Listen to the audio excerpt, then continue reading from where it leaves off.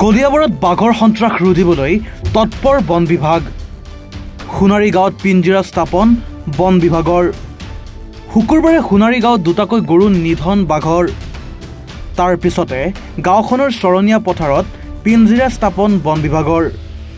উত্তৰাঞ্চল হালনাৰ বনাঞ্চলিক বিষয়াৰ উপস্থিতি শুকুৰবাৰে বিয়লি স্থাপন কৰিছে পিঞ্জিৰা। প্ৰকৃতিপ্ৰেমী দিলীপ নাথে ঢেকিয়াজুলিৰ পৰা এটা নতুন পিঞ্জিৰা আনি বন বিভাগৰ সহযোগত স্থাপন কৰা হয় সোণাৰী গাঁৱত।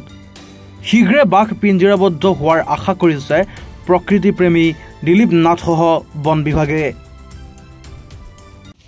আমি আশা কৰিছোঁ কলিয়াবৰ ৰাইজৰ যিটো এটা বাঘৰ সন্ত্ৰাসৰ সমস্যা চলি আছে, আজি এটা পিঞ্জৰা পাতিছোঁ। আশা কৰিছোঁ এই সমস্যাটো দূৰ হ'ব বুলি, কাৰণ যিহেতু দুখীয়া ৰাইজৰ পশুধন নষ্ট কৰি আছে।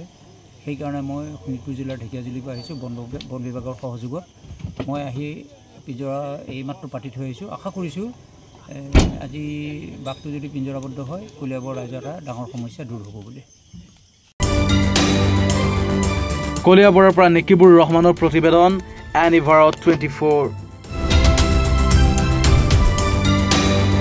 নমস্কাৰ, মই অজয় ফুকন আৰু এইখিনিতে সমূহ এনি ভাৰত চেনেলটোৰ যিসকল কৰ্মকৰ্তা আছে সকলোৰে মোৰ ফালৰ পৰা শুভেচ্ছা জ্ঞাপন কৰিছোঁ। অসমৰ আচলতে সংবাদ জগতত নতুনকৈ আচলতে এটি আত্মপ্ৰকাশ ঘটিছে আমাৰ নিউজ চেনেল এনি ভাৰত, আৰু এনি ভাৰতৰ এটা খুব ধুনীয়া এটা অনুষ্ঠান হ'বলৈ গৈ আছে।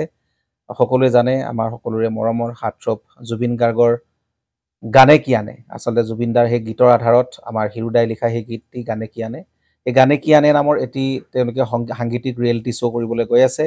আৰু 15 আগষ্টৰ পৰা গোটেই আৰম্ভ হ'ব। প্ৰথম অডিশ্যন অসমৰ ধেমাজি জিলাত আৰম্ভ কৰিব।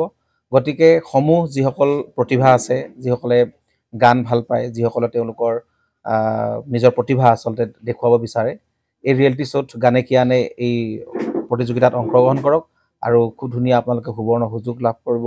লগতে ইয়াতে পুৰস্কাৰ আছেই, বিভিন্ন ধৰণৰ উপহাৰো আপোনালোকে লাভ কৰিব, আৰু লগতে এগৰাকী প্ৰতিষ্ঠিত আচলতে এগৰাকী শিল্পী হিচাপে অসমৰ সাংস্কৃতিক জগত আপোনালোক প্ৰতিষ্ঠা লাভ কৰিব।